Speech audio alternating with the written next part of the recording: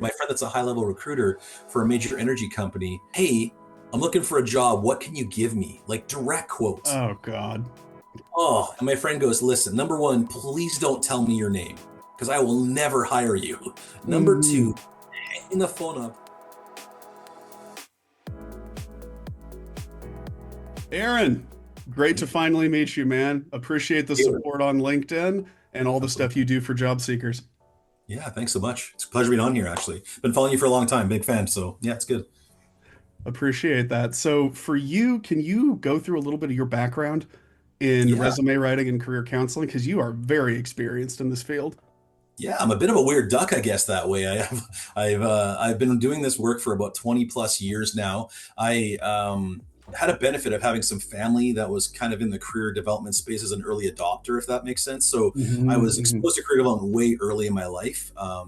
And so through that, I've been able to kind of round the bases, so to speak. I own and operate my own company. I've built up one of the biggest and most well-established career and employment service providing companies in Alberta. Job search strategy, career counseling and coaching, resume writing, interview prep, kind of my four areas of wheelhouse. I do that one-on-one as well in group work. And so probably Hmm. about 5 years ago, maybe four, just after COVID or during the kind of the peak of it, and after I just started reaching out because I really just really enjoy helping people. I obviously run a company Hmm. right now, and so I have employees and staff, and so I don't do as much of the front line as before. So I just started reaching out and kind of learning the freelance and kind of online coaching North America wide, and I've been doing a lot of that. I mean, I've done well over 10,000 resumes in my lifetime. I've helped Wow. place thousands and thousands of clients just because I've had such a long career in bricks and mortar, and then now more recently on the online kind of coaching with clients all around the world.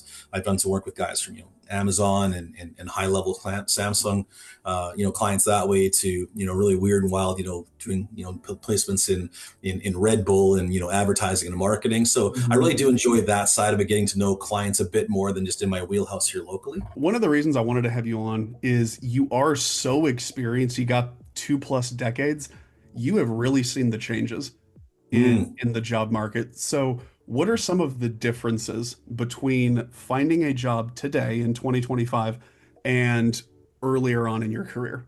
I think one of the biggest differences is kind of applications per interview. I think people use their old school thoughts of, well, last time I looked for a job, it was like this. So what's going wrong? And yet, for example, around Mhm. 2015, the stats tell us it was probably 10 or 20 applications for every interview you'd get back, right? So I can throw Mhm. 20 out Mhm. there, get a call back, and I'm good. Now those numbers are going 25 to 50 plus. And I don't know about you just on the anecdotal side of things, but I've Mhm. had clients that are well over 50, depending how they're actually marketing. And so suddenly you Mhm. start to become really self-conscious, saying, what's wrong with me? It was 1 in 10 or 20 last time, and now it's up to 50 and no one's calling me Mhm. back. Mhm. So I think that might be one where insecurity has come through. You'll see a lot of my posts and my conversations with my clients.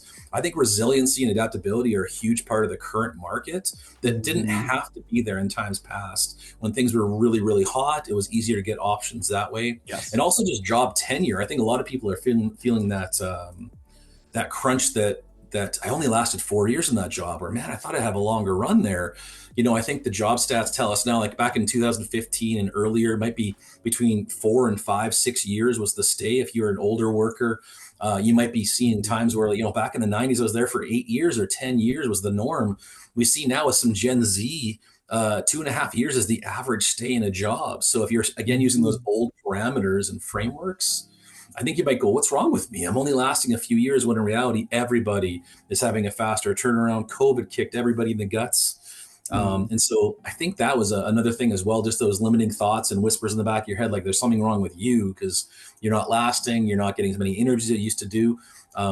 We don't tend to have good views on ourselves. We tend to be very self-critical. Oh So yeah. not knowing can really be a big battle there. So probably a couple other ones that maybe to kind of round it out. I think kind of the interviews per offer as well. I think employers are becoming more and more, in some levels, not to be rude, recruiters don't get angry at me, but more and more ridiculous in some of the outcomes that they're asking for, or some of the processes, right? I want you to have a Mhm. 2 hour project, come present to me 15 ideas how you transform our sales department. Mhm. Mhm. We go three rounds with our executive and our other people. And I'm like, guys, these guys aren't getting paid for this. This is a process that's going to do nothing but extend out. And so people Mhm. are feeling, is this normal? It isn't normal, but it's becoming the norm, which I think is a sad thing. But if Mhm. you're looking at 2015, 3 to 4 interviews per offer, now it's around 5 to 8 before offers come in. I've heard up to 10 and Mhm. 20 with some of my clients, depending how competitive your market is. So again, Mhm. using old frameworks, you're going to be really self-critical. Doubt's going to come in. What's wrong with me? Those kind of things are going to be through there. So there's more Mhm. rounds, there's more tasks, there's more requirements. I don't like it. I think it actually gives a lot of anxiety, and most of us Oh aren't in yeah. our best presentation. Right? I know what you exactly right. But employers feel that might be the best way to go about doing that process. I can't tell them not to, but we can certainly hopefully see that changing. And then that goes hand in hand with kind of the time to hire, because these processes are becoming so much longer in the job search process. I think the average around in 2015 was around 20 22 days to kind of start to finish for most Yeah. hiring cycles. Mhm. Now we're hearing 50 days, 45, 50 for a Oh hiring yeah. cycle, Oh yeah. right? And so the larger companies, again, probably more, you have more experience maybe than I do, maybe in some of those larger big orgs. But I've heard even worse sometimes. We're having 2 or 3 month processes. And like, well, how Yes. can a person, right, stay on pause? I got to make a living. I got to have income coming in. So we have a local municipality that I work Mhm. with that says all the time in the summer, why can't we get anybody in? I don't understand. Our candidates are terrible. I'm like, because they're summer students. You take 2 months to hire them. That takes 2 months out of 4 months of income. So of course Yeah. the best Yeah. aren't going to be there. Like, well, Mhm. that's our Mhm. process. I'm like, well, yeah, then you're probably not going to have great candidates coming in. So, and Mhm. maybe the last Mhm. one, just to really kind of hit that last one, is just the amount of everything's online. It's all about posts and applying to those posts that gets you a job. And it's never been true. It's never been true from the day I started this job, and it won't be true ever to the end of time in job searching. People hire those that are familiar. People hire Mhm. those that, what I would say, it's not competency and credentials, which most people say it is, but don't get me wrong, you have to have some of those. Oh yeah. I believe it's culture and character that seal it to be hired. If you don't have the right culture, that they Mm. can't see that, they're not going to bring you on board. And if your character isn't in line with the person they're seeing there, if you're being too aggressive, or if you're being too passive, if you're being too open, or if you're being too closed, if you're Mhm. being too Mhm. conservative or being too, free with your ideas, they need to have the character fit and the cultural fit to go through there. So the Mhm. stats that I just Mhm. doing my own research on my own notes there, back in 15, 35% of hires came from job boards and half came from networking, roughly. Those are the rough numbers, depending what study you used. Mhm. Now we're seeing numbers exponentially different. So, Mhm. 2025 maybe coming from job boards and postings alone, whereas Mhm. networking has moved to 65 and 70. And some of the more recent studies, I don't know about yourself and your research, I've heard up to 80, I've seen 85%, 80% as well. Yeah. right? Yeah. Yeah, and so some of the stats I was kind of blown away is that some guys I really follow that I think are really top solid researchers say less than 5% of cold applications through general job board postings or company sites ever get hired that way. So I find people are putting 85% of their time into a 5% success rate, and they wonder why things Mhm. aren't working. And so, yeah, that would be maybe my 4 or 5 things that are the most dramatic changes, I think, in the economy, Mhm. and Mhm. sorry, in the job market, and how people are getting work. So, Absolutely. Yeah. Yeah. I love a lot of the stuff that you just said. So, one thing to consider is just with the massive increase in competition, even if you're doing everything right, don't mhm, expect to get 30% of all your no, applications leading to an interview. totally. You're still going to get a majority rejection. Hmm. If you are at a established job that maybe you don't really like, you think, "Oh, I'll quit, I'll find something new in 1 or 2 months." It's just not that realistic in this market. It's so true. It is so true. I tell my clients all the time, it's always easier to find a job when you have a job, and Mhm. $0 an hour, sorry, $0 an hour.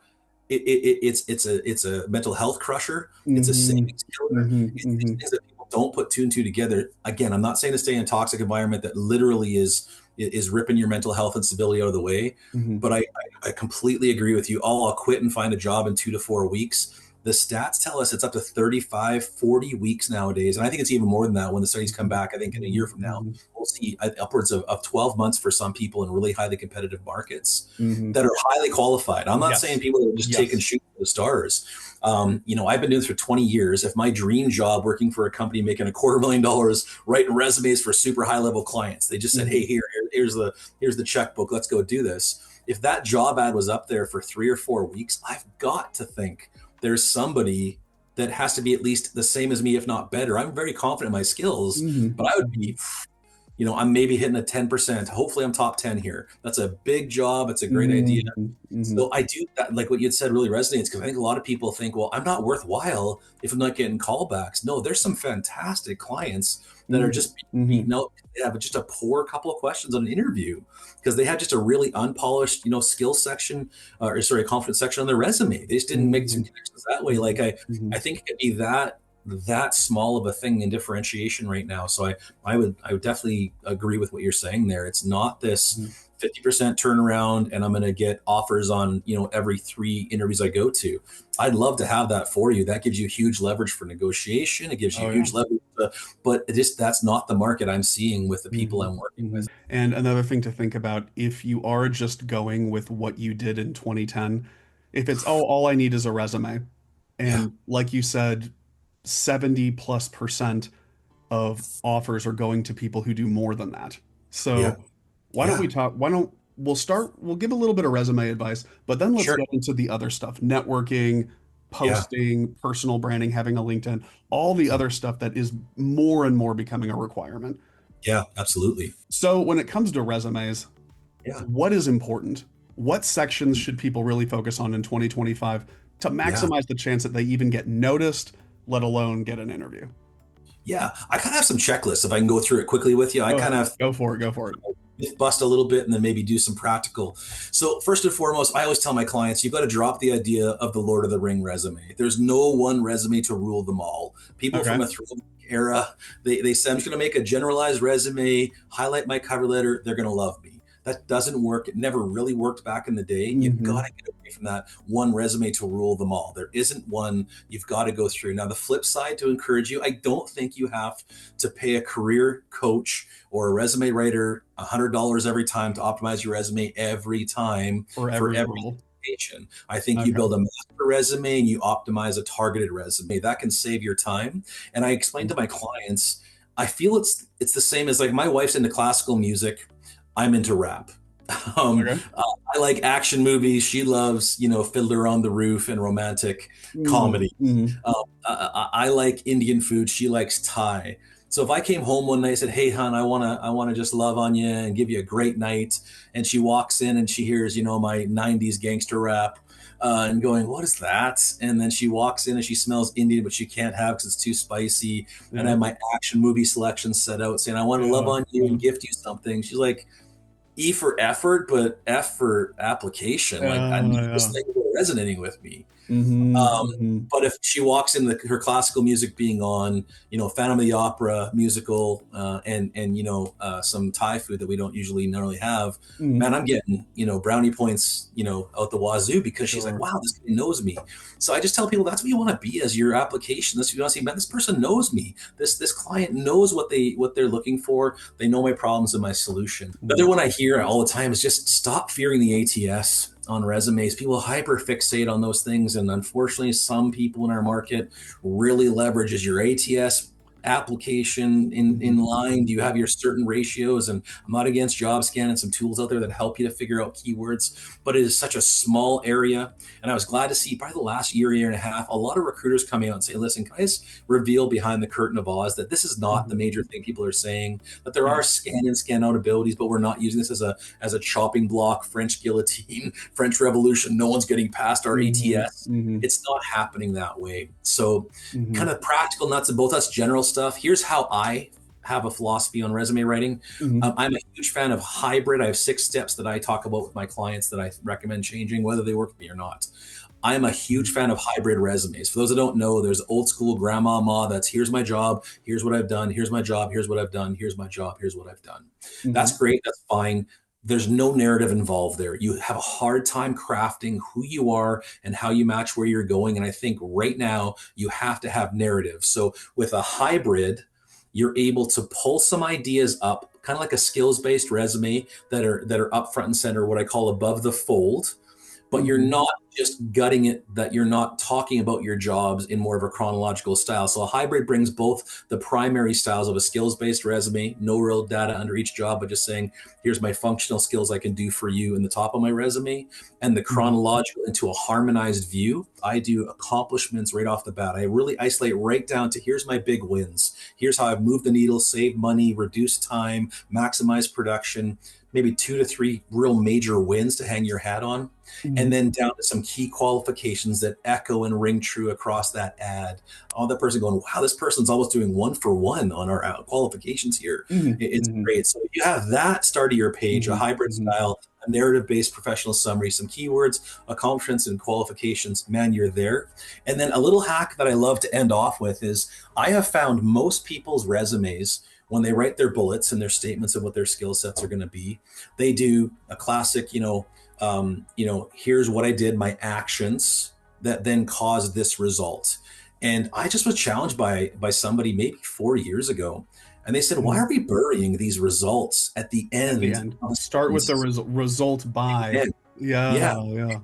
and I've done a total switch, so I use a results by or through actions model as much as I Mm, can. got it, got it. Yeah, how about yourself? Fantastic. There, anything similar or different, or? So first of all, I completely agree that you should start with a highlight. Uh, Hmm. have some of your best accomplishments at the very beginning, Yeah, within the first 5 seconds of them scanning your resume. yeah, yeah. For something Absolutely. I do with my clients, we call it your big three. Mm, If you could absolutely only tell them three achievements from your entire career, what are they? what is it? Yeah, I And love that. so you don't That have really to list narrows them. it down too, hey? That really brings it Mhm, in. mhm, We can only get three. What are we laying out there? Yeah, I love mhm, that. mhm, mhm. And for most people, the big three, they're a mix of individual, really impressive stories. Yep. It might be a cumulative achievement, like, for a sales professional, let's add up all of the revenue you've generated over the past 5 years, closed Yeah. 900K worth of deals. Huge. And Yeah. something I really like to do with those is add some context, Mhm. company average compared to whatever I did to So I'm prove at you're 9 or at outperforming. 5. Oh, I love that. Yeah, Hmm. that's Hmm. great. Not criticizing, but hey, how does that separate myself from the Hmm. crowd? I love Hmm. that. Hmm. And the last thing is for very technical roles, another possible big three is just something related to the technologies or the skills that are in the job description, directly Sure. calling it out, created this Yeah. thing with Java, C++, and Python, if those are the programming languages they're looking for. Yeah, that's great. Okay, so that's good stuff regarding resumes. Mhm. What about everything else? So, Yeah. in addition to sending in the resume, what should candidates do to maximize the chance they get an interview? Yeah, that's a really good question. I think I like what you said before. A lot of people think their job search strategy is a resume. If I update that, I'm good, and that's not it. And well, if I just make a plan to hit 20 applications a day, I'm good. That's my idea. I think the numbers are absolutely clear that unless you get some kind of engagement and connection with people that you're applying to, it's just going to be a Hmm. really tough Hmm. go. The stat I Hmm. heard a while ago that really hit me and went, oh, it said that if you make even a single contact with somebody as an internal person that's going to eventually interview you, your chances of a job offer after having similar interviews goes up 300% just Hmm. by Hmm. Hmm. one little conversation, a handshake at a job fair, an email exchange, a LinkedIn message, if that makes sense. So my first Hmm. one is saying, Hmm. I see product manager role for, let's say, IBM. I think I fit the role. Hmm. I'm going to go and see who I know that might be connected with IBM that could walk me into somebody there, make an Hmm. introduction, Hmm. go from there. And then a one that I think is a really big one, and probably within your niche might be a huge one that people would do, is I would say be a career tourist. Don't look for a job first. Look for information. I'm looking to go from Okay. Canada, Okay. US. I have a job Hmm. target I'm looking to go do, but I have no idea if I've matched the needs. Can I ask you some Hmm. questions about who you hire, what requirements there are? What's your view on hiring people from out of country? Do you guys have visa access? I'm not looking for a job. I'm just making sure I put my research in before I put all my effort in and maybe make a bad Hmm. choice. 9 out of 10 people have no problem helping people that are in career tourism. The last thing, and people have talked about this a lot, I think that's undervalued, is commenting, sharing, liking, and just being in the mix of those companies you want to be in and those influencers doing what you're Mhm. doing. I'm telling you, and this is me talking confession wise. I for years pushed back on the idea. I can't tell you how many inroads I myself have seen just by being a community person, genuinely engaging. Like for example, here I Mhm. never would have met you if not for just being intentional on Sure, looking for yeah. people I resonate with, that resonate with my ideas. So yeah, like, post, share. Really take a half an hour a day could be a huge benefit. If I Yeah. can just put one little point on that, some people forget that people can see on your LinkedIn what you've been doing for activity. Mhm, HR reps do it all the time. And so if you say, why do you want to work at this place and interview? You can say, you can look back on my record. I followed you guys for the last 6 months to a year. I love this post you talked about. I love that you guys that's released this great. product here. And it's already those little seeds you planted. You can't fake that, Mhm. but it takes you minutes of time to add that company and like, comment, share, and post on their stuff. So That is fantastic advice, Aaron. Something that I tell my clients is nobody has ever taken the time to write and publish a LinkedIn post and thought, I hope this gets zero engagement. totally. Yeah, It's just so true. liking, commenting, sharing, those things can really put you in a good position. So, Oh yeah, something I that I agree. recommend, the direct outreach, that's awesome. Mhm. If you find someone who is active on LinkedIn, if they're posting at least once a week, don't Absolutely. message them until you've engaged with at least 2 or 3 posts. Yeah, that's a great way to prep it. I think it's a good. I Hmm. never even thought of that. I don't think people realize that just the value of a single like can help things out. Hmm. Hmm. In doing that Hmm. with companies, especially, there's also a rub that they see that you're active on their Hmm. content. Hmm. I love that idea. Because you mentioned, a lot of people they're open to helping. I think Mhm. that is true if you earn it. Yeah, if that's a if you very just take the exact same message or just say, "Hi, I'm looking for a job. Can you help me? Can you give me a referral?" and that's absolutely your connect request or that's your initial message, you're for going to sure. turn a lot of people off.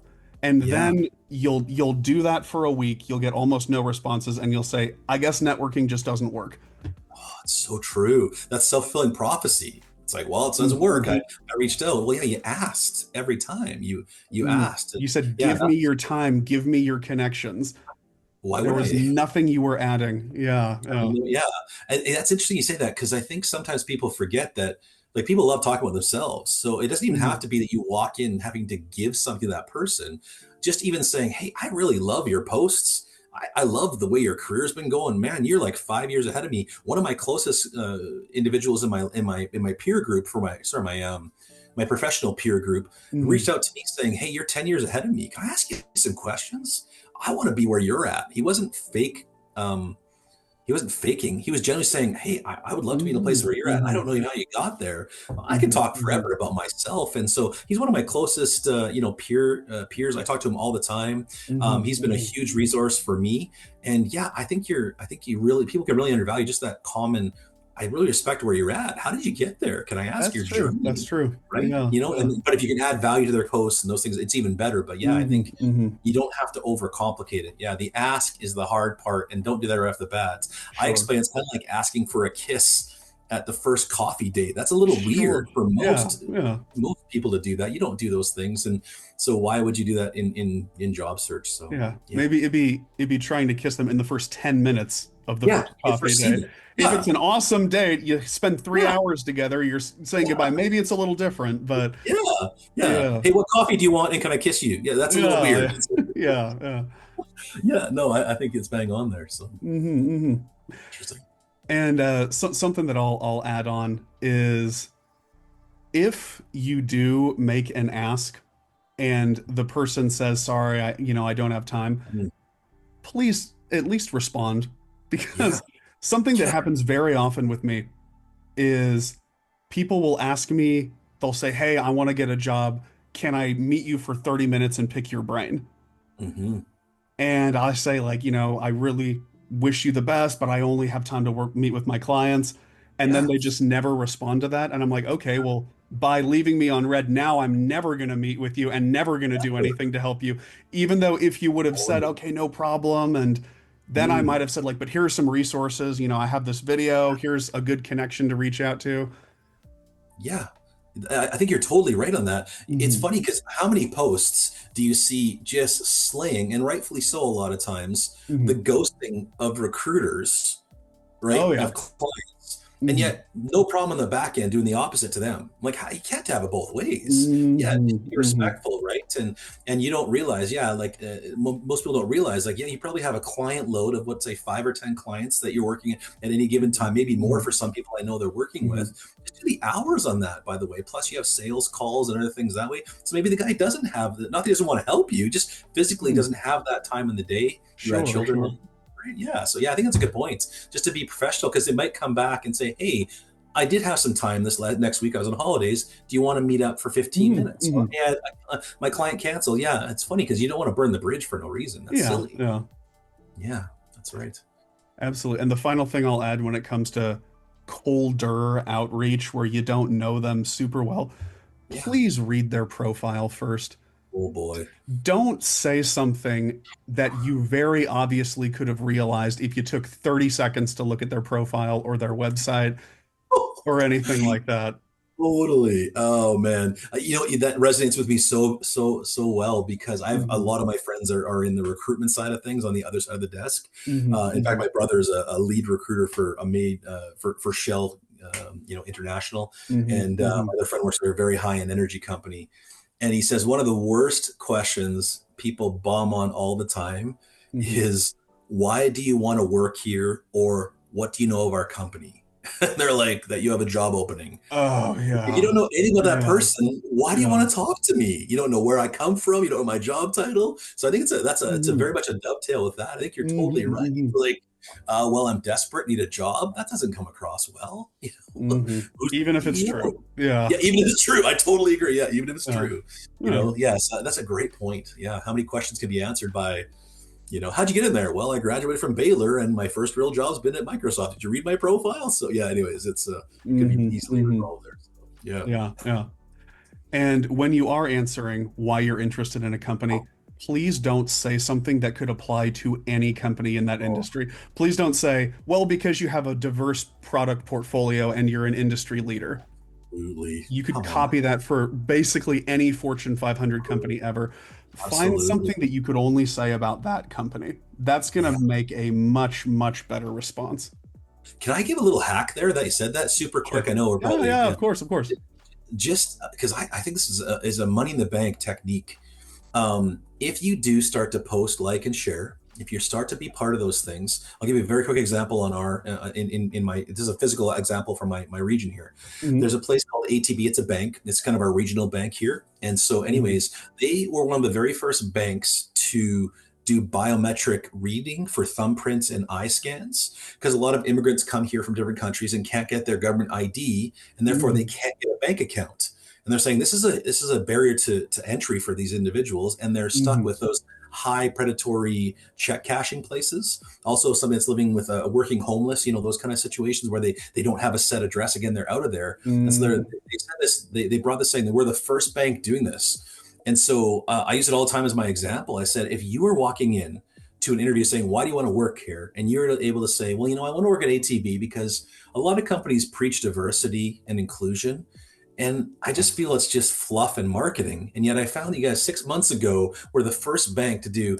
biometric, scanning to allow, the working poor, those homeless, the individuals that are brand new immigrants to be able to get in here. Mhm. Man, you're putting your money where your mouth is. That really impressed me. Mhm. And you watch interviews go, did we really do that?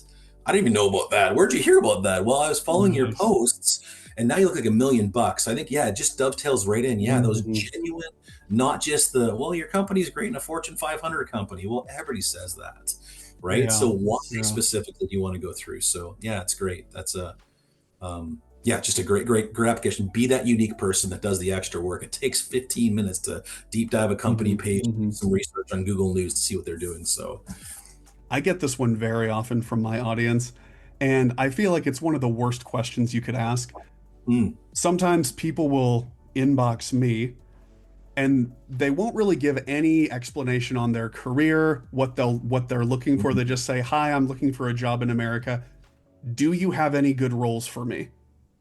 ugh, terrible. It's terrible. Yeah. Can you Yeah. just give me work? Can you just help me? Just give me a Yeah, job that I give can me do your for time right now. I'm not going to give you any context. I want you to take you. time out of your day to help me, and I'm offering nothing in return. Yeah, I tell people all the time it's like a banking situation, right? If I open Hmm. my bank Hmm. account tomorrow, I can't walk the next second out and write a check with no deposit. I have Yeah, yeah, yeah. to draw out. In fact, it's a funny Hmm. story. My friend that's a high level recruiter for a major energy company, he had a guy somehow hunt him down with the phone. So put the time in to get his phone number internal and said, "Hey, I'm looking for a job. What can you give me?" Like direct quote. Oh God. Oh, and my friend goes, "Listen, number one, please don't tell me your name because I will never hire you. Number two, Hmm. hang the phone up, go and research why I would possibly want to hire you, and then Hmm. maybe come back and approach me and say, I see that you have ABC role that I think I'm a really good match with because of X, Y, and Z Hmm. Hmm. qualifications. Can I chat with you about those roles?" But he said, "Aaron, you'll have no idea how often I have those kind of comments. So I think you're hitting the bang on the head. I'm hearing this from recruiting side as well as just even Hmm. Hmm. trying to help people for sure. Yeah, it's just terrible application, terrible. So All right. Well, Aaron, where can people follow you and yeah. learn more from you? Yeah, for sure. Most of the time, I engage on LinkedIn, kind of as my front page, homepage there. So it's Hmm. just Hmm. obviously LinkedIn.com, /IN/ Shepherd Aaron. You can just search for Aaron Shepherd; it comes up there. Hmm. As well as I run my kind of resume writing kind of career coaching site is under Cake Resumes. So Okay. cake and then just like a cake you'd eat, and then resumes.com. So yeah, mostly through LinkedIn, whatnot, that you'll see my posts and whatnot. I try to post every day, but those are kind of the major touch points that I do that way. So, Nice. I'll put the links below oh, for perfect. everyone Yeah, watching. that'd be great for sure. So, yeah, I just want to say thank you too. I know people are going to watch this, and this is just Grant didn't ask me to say this, but I was super excited when Grant you asked me to kind of talk and stuff like that. I followed Hmm. you for a long time, and I just am super encouraged, especially for people trying to make an entry into the U.S. It can be a really tough go, and I just have loved your content. I use it for my own clients. I often Thank you, recommend you. man. That really means Yeah, a lot. and so yeah, I just want to encourage people. Yeah, this is it's a person that if I was having a friend that was trying to work to enter a U.S. market, would be definitely a referral that way. So I told people not to listen to influencers. I'm not saying all influencers. I like people that are Mhm. data driven, but I just really appreciate your stuff. So I want to thank you for posting. I've learned a lot. So and been great to talk shop with you. It's really been encouraging. So Likewise, man. I was looking forward to this call and I was happy when you said you would do it. So yeah, thank you for your time and your yeah, expertise, Aaron. For yeah, those watching, give him a follow. He shares great stuff. It's entertaining, it's encouraging, and for you'll learn sure. a lot about the job market. Yeah. Thanks again, man. Appreciate it. Absolutely.